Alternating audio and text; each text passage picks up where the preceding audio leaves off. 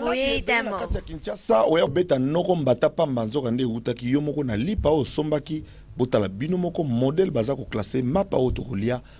oyo toliaka.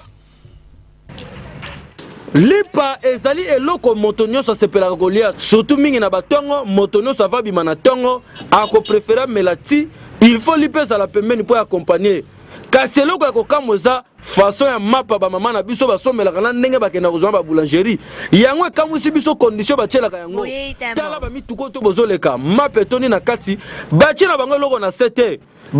finaka mapa bazobwaka nka ndenge wana et pourtant ba taxi oyo après qu'on me mapa il faut me bateau bakotaka na mituka bafandi kaka ndenge wana na ba sapato na mabele kasi bazozwa ba mapa na ba boulangerie bazokeno tegela ngo bato na ba condition boye eza mabe mingi ko pesa maladi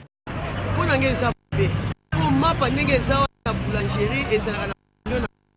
na mapa ya boutique boye tamo bato bazovanda batiaka mapa esika wana eza mabe mingi makasi. Alors batu ya service hygiène baza wapi na mboka oyo bamoni bien ke ba mapa basaka na kati ya camion te camion o bato bavandi bazwa mapa basaka na kati esala makate yango na mboka na biso Congo est-ce que service hygiène ezali na mboka oyo tosengi na bakolo ba boulangerie pe na ba mama na biso batekaka mapa il faut boyeba ke mapa yango nde bakongole batiaka mingi po yango pe mutazaka moins cher na nyonso